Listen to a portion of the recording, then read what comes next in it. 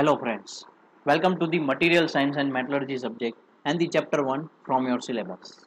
And the topic is mechanical properties, which is very useful topic for the many kind of subject is in mechanical stream. Myself, Professor Vishal T. Patel is going to start this video lecture in very easy language Gujarati for your better understanding only. First of all, let me start with the meaning of properties. તમે એવું ગુજરાતીમાં તો કીધું હોય છે ઘણીવાર કે કોઈ પણ વસ્તુને ડિસ્ક્રાઇબ કરવી હોય તો એના ગુણધર્મોથી તમે એને ડિસ્ક્રાઇબ કરી શકો છો, એક્સપ્લેન કરી શકો છો. તો ગુણધર્મોનું સિમ્પલ ઇંગ્લિશ ટ્રાન્સલેટ કરો તો એ છે પ્રોપર્ટીઝ. મીન્સ કોઈ પણ સબસ્ટન્સનું બિહેવિયર તમારે એક્સપ્લેન કરવું હોય, એને બિહેવિયર અન્ડરસ્ટેન્ડ કે શીખવું હોય, એનું સ્ટડી કરવું હોય તો એની પ્રોપર્ટીઝ છે એ તમારે શીખવી પડે. તો there are many kind of properties like physical, chemical, mechanical, electrical and thermal. But the main is mechanical properties, which is very important for the mechanical engineering. So let me start with the all mechanical properties. First of all, હું તમને એક overview આપી દઉં કે total તમારે આટલી mechanical properties છે study કરવી પડે છે. તો એટલી બધી પ્રોપર્ટીઝની અંદર એવા વર્ડ્સ છે કોમન આવતા હોય છે જેથી કરીને બધાને કન્ફ્યુઝન થતું હોય છે.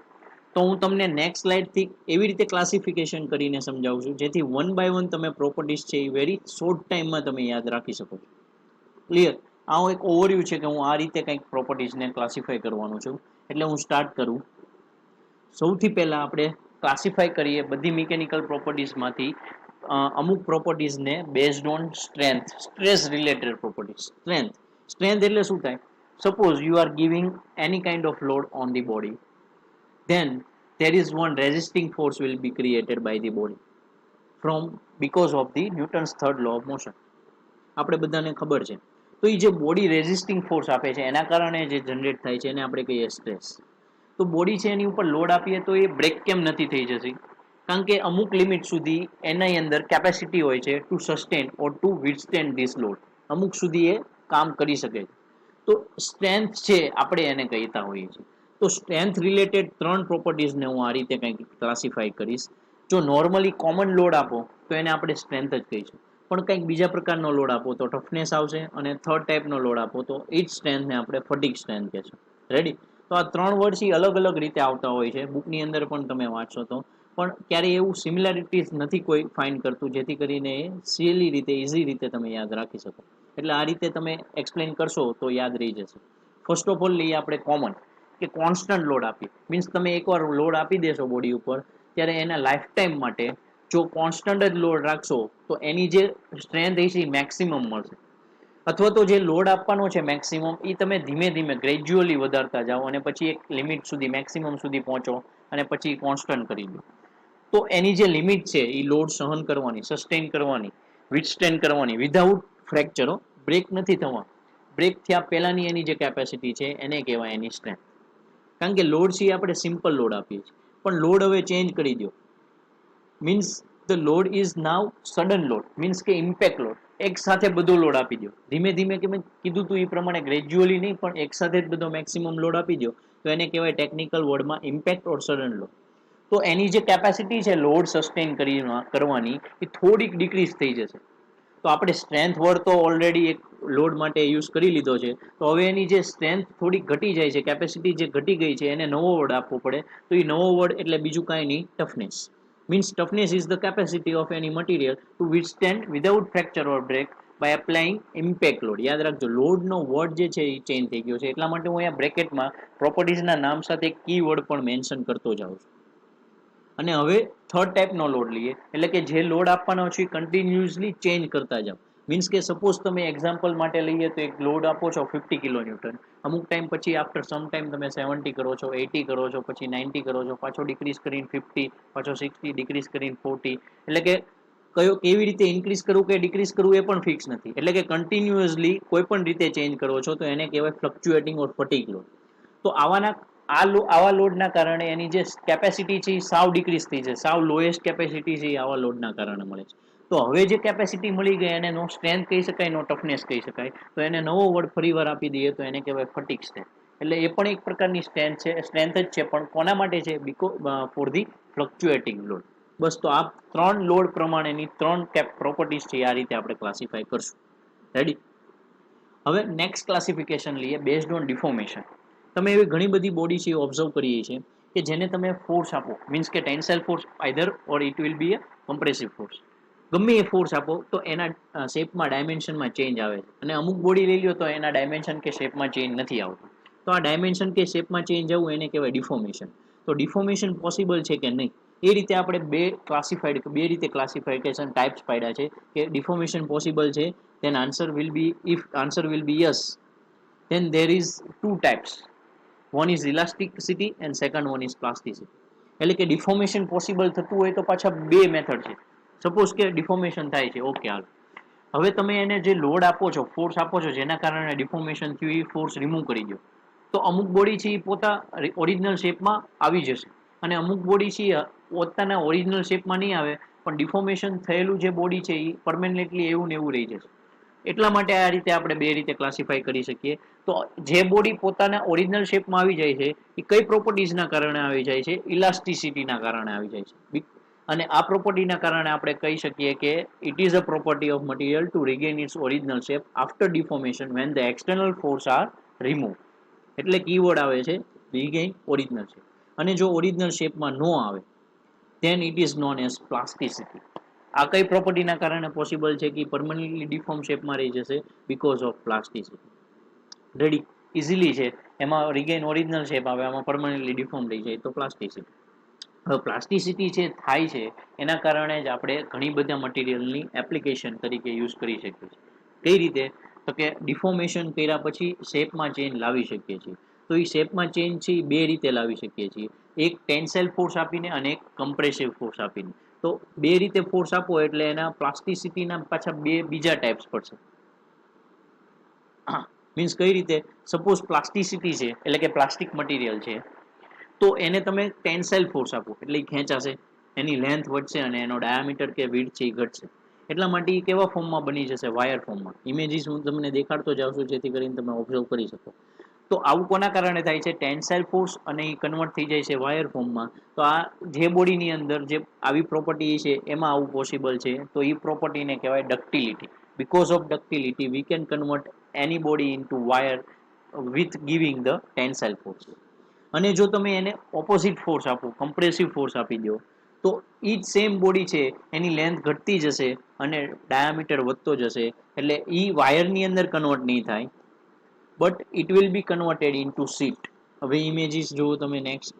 શીટ ફોર્મમાં, એટલે કે કમ્પ્રેસિવ ફોર્સ આપીને શીટ ફોર્મમાં તમે ટ્રાન્સમિટ કરો, તો એ ડક્ટિલિટીના કારણે નહીં પણ બીજી એક પ્રોપર્ટીઝના કારણે થતું હોય છે, તો એ પ્રોપર્ટીને કહેવાય મેલેબિલિટી. Malleability is defined as a property because of which we convert the body into sheet with giving the compression force. તો આથી કે ડિફોર્મેશન પોસિબલ છે ત્યારની વાત. એટલે કે ઇલાસ્ટિસિટી, ધેન પ્લાસ્ટિસિટી, પ્લાસ્ટિસિટીની અંદર બે ડક્ટિલિટી એન્ડ મેલેબિલિટી.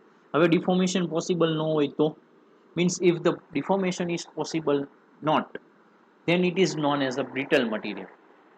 એક્ઝામ્પલ આપી દઉં, કાસ્ટ આયર્ન. જે પણ બોડી છે કાસ્ટ આયર્ન મટીરિયલમાંથી બનેલી છે, એને તમે કોઈ પણ જાતનો લોડ આપશો એના શેપ કે સાઇઝમાં છે ચેન્જ નહીં આવે. હા, અમુક લિમિટ કરતાં વધારે ફોર્સ આપશો ત્યારે એ બ્રેકડાઉન ફેલ થઈ જશે, પણ એની અંદર ડિફોર્મેશન નહીં થાય. એટલે કે વિધાઉટ ડિફોર્મેશન છે એ બ્રેક થઈ જશે. થોડું ઘણું લિટલ બીટ થતું હોય તો એ આપણે એલાઉ કરીએ છીએ. તો આ કઈ પ્રોપર્ટીના કારણે એવું થાય છે? એની અંદર પ્રોપર્ટીઝ જે છે જેની અંદર આવું થાય છે એને કહેવાય brittleness. Because of brittleness it will be possible. So there is no deformation or little bit deformation in brittle material. Ready? તો આ થઈ ગઈ આપણી 8th પ્રોપર્ટી. હવે જઈએ next classification. As two properties are there. One is hardness. Hardness કઈ રીતે ડિસ્ક્રાઇબ કરવું? તો એના માટે મેં એક કીવર્ડ લખેલો છે એના બ્રેકેટમાં, સ્ક્રેચ. સ્ક્રેચ એટલે કે તમે સપોઝ બે મટીરિયલ અલગ અલગ લઈ લો, બંનેને ઉપર એક સાફ મટીરિયલથી, સાફ વસ્તુ વડે સ્ક્રેચ પાડવાની ટ્રાય કરો, તો એકની ઉપર સ્ક્રેચ છે ઇઝીલી પડશે, એકની ઉપર સ્ક્રેચ છે ઇઝીલી નહીં પડે. તો જેની ઉપર ઇઝીલી નથી પડતો સ્ક્રેચ, એવું કોના કારણે આવું પોસિબલ છે? તો એની અંદર એક પ્રોપર્ટી છે જેને કારણે બોડી છે પોતે રેઝિસ્ટ કરે છે સ્ક્રેચને. તો એ જે રેઝિસ્ટ કરે છે એને કહેવાય hardness.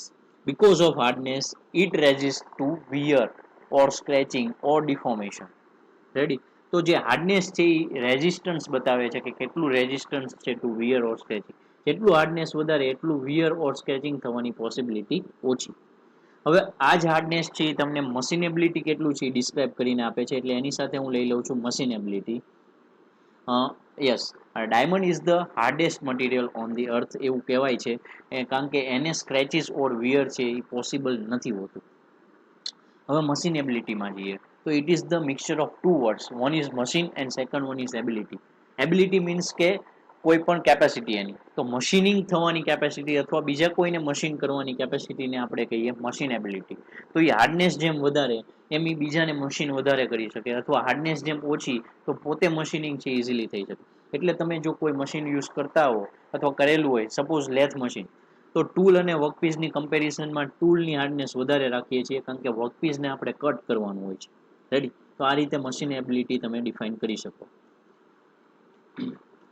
Next classification and last classification લઈ અધર્સ રીતે, કારણ કે એમાં ઘણા બધા પ્રોપર્ટીઝને મિક્સ કરીએ છીએ. ફર્સ્ટ છે stiffness, directly related with the elastic material. કઈ રીતે ડિફાઇન કરાય? સપોઝ સ્પ્રિંગ છે, ઇલાસ્ટિક મટીરિયલ, તમે એને સપોઝ ખેંચો છો, ટેન્સાઇલ ફોર્સ આપો છો અથવા દબાવો છો, કમ્પ્રેસિવ ફોર્સ આપો છો, તો અમુક લિમિટ સુધી એ ચેન્જ નથી આવતો, એટલે કે ખેંચાતું નથી, દબાવો તો દબાતું નથી. હા, અમુક ટાઈપના ફોર્સ પછી અમુક લિમિટ પછી તમે કરશો તો એ ખેંચાશે પણ ખરી અને દબાશે પણ ખરી. તો આવું કોના કારણે થાય છે? તો અમુક લિમિટ સુધી એ રેઝિસ્ટ કરે છે ફોર્સને. તો એ જે ડિફોર્મેશન રેઝિસ્ટ કરે છે એ કઈ પ્રોપર્ટીના કારણે ઇલાસ્ટિક મટીરિયલની અંદર એવું પોસિબલ છે? સ્ટીફનેસના કારણે. ઇલાસ્ટિક છે એટલે ડિફોર્મેશન તો થવું જોઈએ, પણ અમુક લિમિટ સુધી એ રેઝિસ્ટ કરે છે ડિફોર્મેશનને, તો it is only possible of stiffness and generally it can be shown in spring. એવી જ રીતે સ્પ્રિંગની અંદર સ્પેશિયલ પ્રોપર્ટી કહેવાય ને, સ્પ્રિંગની અંદર જ એક આવતી હોય, એ છે રિઝાઇલન્સ. સપોઝ તમે સ્પ્રિંગ છે એને ઓબ્ઝર્વ કરીએ છે, તમે સપોઝ ટેન્સાઇલ ફોર્સ આપો છો તો એ ખેંચાશે, અને પછી એને ટેન્સાઇલ ફોર્સ રિમૂવ કરી દેશો તો પોતાના ઓરિજિનલ શેપમાં આવે છે. તો આવું કોના કારણે પોસિબલ થાય છે? જ્યારે તમે ફોર્સ આપતા હશો, મીન્સ કે તમે એનર્જી યુઝ કરતા હશો, એ એનર્જીનું સ્પ્રિંગ પોતાની અંદર સ્ટોર કરતી હશે, અને જ્યારે તમે ફોર્સ રિમૂવ કરી દો છો એટલે એનર્જીનો યુઝ કરીને, જે સ્ટોર કરેલી એનર્જી છે એનો યુઝ કરીને પોતાના ઓરિજિનલ શેપમાં પાછું આવે છે.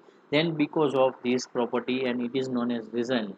એટલે મેં મેન્શન એવું કરેલું છે હાઇલાઇટેડ કરીને કે it is property of material to absorb energy. એ કોના માટે યુઝ કરે છે? To resist shock and impact loads. જેથી કરીને શોક એન્ડ ઇમ્પેક્ટ લોડ્સની રેઝિસ્ટ કરી શકે. એટલા માટે તમે ઓટોમોબાઈલ વ્હીકલમાં સ્પ્રિંગનો યુઝ જોતા હશો, જેથી કરીને શોક્સ છે એ ઓછા પ્રોડ્યુસ થાય, કારણ કે રિઝાઇલનેસ પ્રોપર્ટીના કારણે સ્પ્રિંગ છે એ શોક એબ્ઝોર્બ કરી શકે. રેડી? અને લાસ્ટ પ્રોપર્ટીમાં જઈએ, એ છે ક્રીપ. ઘણા ઓછા મટીરિયલમાં જોવા મળતી હોય છે. કઈ રીતે? સપોઝ તમે બેલ્ટ ડ્રાઈવનું ઓપરેશન છે ઓબ્ઝર્વ કરેલું હોય છે ઘણી બધી જગ્યાએ, બરોબર? બે પુલી છે એ બંને બેલ્ટ ડ્રાઈવથી કનેક્ટેડ છે, પણ અમુક ટાઈમ પછી જોવા જાવ તો because of temperature increase the length of the belt drive will be increase. એટલે કે બેલ્ટ અને પુલી વચ્ચેના ફ્રિક્શનના કારણે ટેમ્પરેચર ઇન્ક્રીઝ થતું હોય, એના કારણે બેલ્ટની લેન્થમાં થોડો વધારો થાય છે.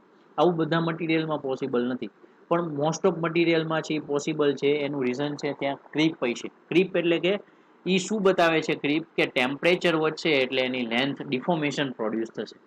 એટલે આપણે કોઈ લોડ નથી આપતા જેના કારણે ડિફોર્મેશન પ્રોડ્યુસ થાય, પણ તોય તે શું થાય છે? ડિફોર્મેશન પ્રોડ્યુસ થાય છે. કોના કારણે થાય છે? Because of temperature increase. તો ટેમ્પરેચરના કારણે થતું હોય તો એ મટીરિયલની પ્રોપર્ટીને કહેવાય ક્રીપ. એટલે ક્રીપ છે એ અનડિઝાયરેબલ પ્રોપર્ટી છે. ક્રીપ જેમ ઓછી હોય ને એમ વધારે સારું, જેથી કરીને વર્કિંગ શરૂ હોય ત્યારે ડિફોર્મેશન થાય નહીં. રેડી? તો all this 13 properties are highlighted here. And આ રીતે ક્લાસિફિકેશન તમને નહીં જોવા મળે, એટલે આ રીતે તમે યાદ રાખશો તો તમને ઇઝીલી યાદ રહી જશે. રેડી? તો આ રીતે ઓબ્ઝર્વ કરો, જેથી કરીને તમને મિકેનિકલ પ્રોપર્ટીઝ છે એ ઘણા બધા સબ્જેક્ટની અંદર યુઝ થાય અને યાદ રહી શકે. Thanks for your attention and for watching my videos. Thank you.